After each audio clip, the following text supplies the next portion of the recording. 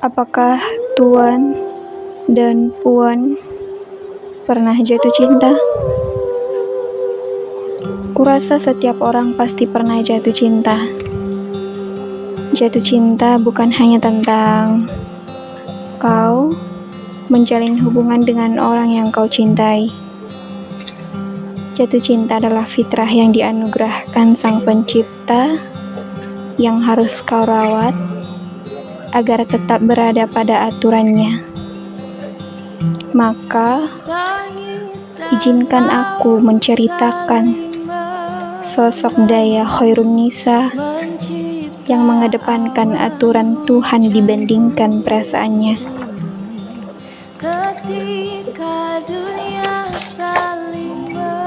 Namanya Daya Khairun-Nisa, akrab dipanggil Dey, yang sedang sibuk menempuh pendidikan di SMA Citra Negeri. Tokoh yang berprinsip teguh, pintar, bijak, dan mengedepankan aturan agama dibandingkan perasaannya. Dey menjabat sebagai Ketua Keputrian Rohis, yang merupakan organisasi terbesar kedua di sekolah, serta pernah menjabat sebagai Humas Rohis dan Sekretaris OSIS. Dey memiliki sahabat bernama Bella yang berbanding terbalik dengan sikap dan prinsip Dey. Bella sering gonta-ganti pacar, dari ketua basket sampai guru muda. Berbeda dengan Dey yang berprinsip bahwa tidak ada istilah pacaran dalam kamus kehidupannya. Namun Bella sering menjahili dan menjodoh-jodohkan Dey dengan teman sekelas mereka bernama Reno yang merupakan ketua Rohis yang memiliki prinsip yang sama dengan Dey, bahwa pacaran bukanlah suatu solusi saat jatuh cinta. Tidak ada cinta sebelum pernikahan. Selain menjodohkan Dey dengan Reno, Bella juga menjodohkan Dey dengan guru bahasa Inggris yang merupakan guru baru dan masih muda yang sangat menjaga pandangan, bernama Fatah, sering disapa Sir Fatah. Ketika Dey asik membaca catatan harian almarhum mamanya di perpustakaan sekolah, Bella tiba-tiba datang mengagetkan Dey dan sengaja memanggil Dey dengan sebutan Ketua Keputrian Rohis. Tentu saja Dey keberatan dengan panggilan tersebut, karena bagi Dey, jabatan tidak untuk dipamerkan, namun tanggung jawab yang harus dijalankan dengan ikhlas dan harus sukarela jika jabatan tersebut akan diamanahkan pada generasi selanjutnya. Ternyata Bella sengaja memanggil Dey dengan sebutan tersebut dengan keras, agar Sir Fatah yang sedang asik membaca buku juga di perpustakaan mendengar dan mengetahui bahwa Dey merupakan Ketua Keputrian Rohis. Saat bel masuk berbunyi, Bella juga sengaja menarik tangan Dey agar melewati kursi yang diduduki Sir Fatah saat membaca buku. Kemudian, Bella menyapa serta memperkenalkan diri, juga memperkenalkan Dey. Sir Fatah hanya melihat sekilas, lalu menunduk. Hal ini membuat Bella tidak puas dan semakin gencar menjodoh-jodohkan Dey dengan Sir Fatah. Saat Dey ditelepon Bella untuk memberitahu tentang Sir Fatah dan telah memiliki nomor WhatsApp beliau, yang membuat Dey jenuh dan menutup teleponnya. Namun, Bella mengancam akan mengirim pesan titip salam sayang dari Dey pada Sir Fatah. Hingga esok paginya, ketika jam pelajaran bahasa Inggris, Sir Fatah hanya mendekati barisan siswa cowok, yang membuat Dey takut dengan ancaman Bella. Namun, tetap berusaha fokus pada diskusi materi reading comprehension yang bertema relationship. Excuse me, but I really want to know about this. Do you feel that you have been a melted one in interacting with people? Do you often mingle with others? Satyo bertanya pada Sirfatah dan memberikan contoh dari pertanyaan tersebut. Seorang D yang merupakan muslimah yang kelihatan agak fanatik, tidak mengikuti tren kekinian, ini dan itu serba tidak boleh, berpandang-pandangan alergi, jabat tangan anti. Sebagai temannya D, Satyo bisa menerima hal tersebut. Tapi, bagaimana dengan orang lain? Sirfatah memberi kesempatan pada D untuk memberikan tanggapan tentang pertanyaan Satyo. Menurut keyakinan saya begini, hidup akan lebih baik jika berpola, dan pola terbaik dalam menjalani hidup adalah agama kita. Jika saya melakukan ini dan itu, atau tidak melakukan ini dan itu, semua karena saya menginginkan hidup saya selaras dengan pola yang saya katakan tadi. Bahkan, pola pergaulan terbaik hanya terdapat dalam agama ini. Jadi, tidak mungkin pergaulan kita menjadi tidak terbaik apabila kita sudah menjalankan pola terbaik itu. Sirfatah tersenyum bangga mendengar pendapat dari D. Ketika jam pelajaran selesai, D mengejar Sirfatah menanyakan apakah ada seseorang yang mengirim pesan padanya. Dan ternyata Bella mengirim pesan, namun bukan titip salam D pada Sirfatah, tapi titip salam Bella pada D. Hal ini membuat D lega. Sepulang sekolah, D menjenguk Bella yang tidak datang ke sekolah hari ini. Ketika sampai di rumah Bella, yang sebenarnya tidak jauh dari rumah D, Bella sedang duduk dan makan buah melon serta menawarkan melon pada D. Tapi D sedang puasa. Iya ya, kemarin kan kamu ke kantin bareng aku. Bella mengingat-ingat jadwal puasa berselang hari yang selalu dikerjakan D. Lalu, mereka bercerita tentang rapat yang dilakukan D, yaitu rapat acara 24 Camp.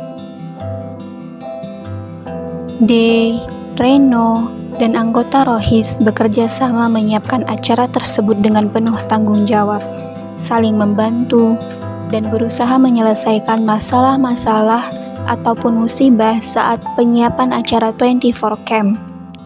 Termasuk musibah, Ustadz yang akan mengisi acara tersebut kecelakaan, sehingga mereka harus mencari pengganti Ustadz.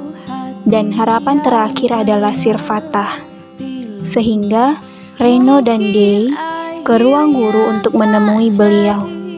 Namun, ketika hendak diskusi, Reno dipanggil guru biologi. Terpaksa, D harus diskusi dengan Sirfatah, yang mana di barisan meja guru di sisi tersebut hanya mereka berdua, dan ada 2 guru yang berjarak 3 meja dengan D dan Sirfatah. Ketika keduanya diskusi, Sirfatah menanyakan apakah D panitia, dan ternyata D panitia pengarah, yang secara teori memang bukan tugas D menghubungi narasumber, namun harus dikerjakan D karena kondisi yang mendesak. Selain itu, Sirfatah juga bertanya, apakah D sering meninggalkan jam pelajaran dan tidak takut jika nilai rendah? Dan D menjawab bahwa dia juga takut jika pelajaran terganggu. Namun, D masih bisa mempertahankan juara pertama di kelas, yang membuat Sirfatah kaget dan kagum. Kenapa nama kegiatan ini harus 24 Camp? Pertanyaan Sirfatah pada D. Nama itu dipilih dengan sangat hati-hati. Ada setengah lusin alasan untuk itu, sehingga kata 24 terulang-ulang. Pertama, karena ada 24 unit kegiatan dalam acara ini, termasuk rangkaian lomba-lombanya. Kedua, secara keseluruhan acara dilangsungkan dalam waktu 1 hari 1 malam, alias 24 jam. Ketiga, jumlah panitia inti hanya ada 24, masing-masing 8 orang dari kelas 1, 2, 3. Keempat, jumlah pengurus baru yang akan segera dilantik juga berjumlah 24, yakni 12 putra dan 12 putri. Kelima, acara ini bertepatan dengan Milad Rohis SMA Citra Negeri, yaitu pada tanggal 24 bulan Agustus. Dan keenam, kegiatan yang paling kuat di antara semua rangkaian acara adalah tafakur malam yang dilaksanakan pada waktu tahajud pukul 24 sampai selesai. Dari penjelasan Day, membuat Sirfatah penasaran dan berkenan mengisi acara dalam 24 Camp, meskipun beberapa acara beliau harus dibatalkan. Ketika acara kegiatan 24 Camp dilaksanakan, ada banyak peserta yang mendaftar yang ternyata karena Sirfatah yang mengisi acara tersebut. Sehingga Day dan anggota Rohis harus lebih bekerja keras lagi mempersiapkan acara dan beberapa perubahan karena melonjaknya peserta. Kegiatan tersebut dilaksanakan di lapangan sekolah atas usulan Day karena mempertimbangkan biaya dan agar benar-benar merasakan camping. Pada tahun sebelumnya, kegiatan dilaksanakan di villa yang memakan biaya lumayan banyak sehingga banyak peserta yang tidak mengikutinya. Kegiatan 24 Camp berjalan lancar, meskipun terdapat kejanggalan yang ternyata Meli dan teman-temannya yang merupakan adik kelas dan peserta 24 Camp membawa pakaian mini juga handycam yang banyak mensut Sirfatah. Sehingga ketika acara selesai, Meli dan teman-temannya dinasehati. Setelah Meli dan teman-temannya dinasehati, Day, Reno, Ardi, Sirfatah, Deswita, Pak Yanto, juga Meli dan teman-temannya kesulitan untuk pulang karena hujan. Padahal waktu sudah menunjukkan sholat maghrib, sehingga mereka secara bergantian sholat dengan memanfaatkan air tampungan hujan karena air di kamar mandi sekolah habis. Setelah selesai, Meli dan teman-temannya dijemput paman Meli. Tinggallah Day, Reno, Ardi, Deswita, Sirfatah, dan Pak Yanto. Hari sudah semakin malam, dan bus sulit didapatkan. Setelah masing-masing menghubungi seseorang untuk meminta bantuan jemputan, Sirfatah bisa menjemput, tapi yang tersedia hanya motor. Sehingga mereka dilangsir bergantian. Sementara Day menghubungi Bella untuk menjemputnya. Namun ternyata, ketika Bella mau menjemput Day, telah menyusun rencana konyol, yaitu merekayasa motor yang mereka naiki akan rusak dan akan menghubungi Sirfatah untuk menjemput Day. Sementara Bella dengan pacarnya Mario. Rencana tersebut berjalan sesuai keinginan Bella. Ketika semua sudah sampai di rumah, termasuk Sirfatah, Day dan Bella masih berada di depan supermarket dan pura-pura motor tersebut rusak dan menghubungi Sirfatah tanpa sepengetahuan Day. Day yang tidak tahu apa-apa dengan terpaksa harus menaiki motor Sirfatah karena kaki Bella yang pura-pura sakit dan tidak bisa membawa motor. Hal ini membuat Sirfatah dan Day terpaksa dalam situasi darurat, yaitu berboncengan.